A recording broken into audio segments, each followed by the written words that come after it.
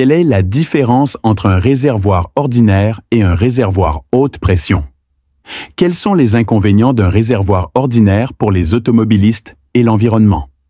Aujourd'hui, nous allons expliquer en détail l'impact de l'utilisation d'un réservoir ordinaire par les constructeurs automobiles sur les constructeurs, les automobilistes et l'environnement. Monsieur le Président, si vous me levez le pouce, je commencerai à en parler. L'essence possède une propriété très importante. Une fois évaporée dans le réservoir, elle s'évapore d'environ 3 à 5 grammes par jour. Le réservoir étant fermé, cette essence volatile ne s'échappe pas, mais forme des vapeurs d'essence.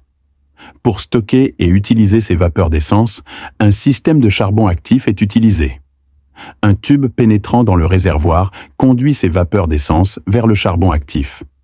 Au démarrage du moteur, le charbon actif s'ouvre électromagnétiquement pour permettre aux vapeurs d'essence de pénétrer dans le moteur et de brûler. L'objectif est d'éviter le rejet de vapeur dans l'air, ce qui est préjudiciable à la protection de l'environnement, et d'exploiter l'énergie secondaire des vapeurs d'huile. La différence entre les réservoirs sous pression classique et les réservoirs haute pression est comparable à celle entre un pot en fonte ordinaire et un pot sous pression.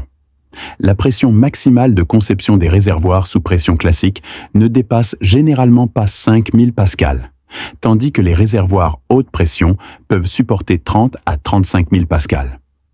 Selon les exigences de pression, les matériaux utilisés dans les réservoirs haute pression sont plus exigeants, tout comme la pompe à huile interne, la soupape de régulation de pression et le capteur de pression.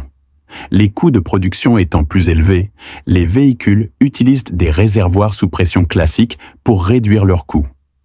Cela s'explique précisément par la variation de leur capacité de charge en raison du mécanisme différent par lequel les vapeurs d'essence pénètrent dans le réservoir du capteur. Un réservoir sous pression classique a une faible capacité de charge.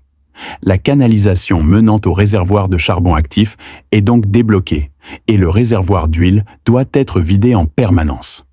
Les vapeurs d'huile sont stockées dans le réservoir à charbon actif pour la combustion lorsque le moteur tourne, tandis que la pression dans le réservoir haute pression est plus élevée. Par conséquent, une soupape est placée entre le réservoir de carburant et le réservoir à charbon actif afin de piéger davantage de vapeurs d'huile. De même, lorsque le moteur tourne, la soupape permet aux vapeurs d'essence de pénétrer dans le réservoir à charbon actif, puis dans le moteur pour la combustion. Le seul but d'un réservoir à carburant haute pression est de stocker davantage de vapeurs d'essence afin d'éviter le gaspillage de carburant et la pollution environnementale. La plupart des véhicules à essence utilisent des réservoirs à pression ordinaire pour démarrer le moteur. Tant que la voiture peut rouler normalement une fois tous les 2 ou 3 jours, tout va bien. En revanche, si le réservoir à charbon actif n'est pas utilisé pendant une longue période, il ne pourra pas stocker autant de vapeur d'huile et celles-ci seront rejetées dans l'air. De nombreux modèles hybrides rechargeables fonctionnent principalement à l'électricité, le moteur tournant rarement. Si un réservoir à pression normale est utilisé, que se passe-t-il lorsque la capacité de stockage du réservoir à charbon actif atteint sa capacité maximale? Les constructeurs automobiles utilisent des réservoirs à haute pression pour stocker les vapeurs d'essence pendant 1 mois. Bien qu'il existe une limite de stockage, cela minimise les émissions de vapeur. La méthode utilisée par BYD pour utiliser des réservoirs à pression normale était assez simple.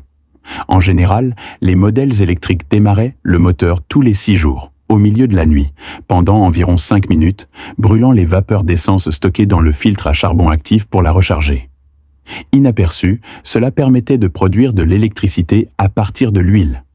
Certains pensent que BYD sous-estime le coût, tandis que d'autres estiment que cela n'affecte pas les automobilistes, et beaucoup l'ignorent tout simplement. Quoi qu'il en soit, chacun a son avis. Mais BYD est désormais passé à un réservoir à haute pression. Non seulement BYD, mais les modèles hybrides d'autres constructeurs automobiles utilisent également des réservoirs à haute pression. La réponse devrait être similaire, mais le problème a été soulevé à nouveau. Je pense que c'est peut-être par inquiétude.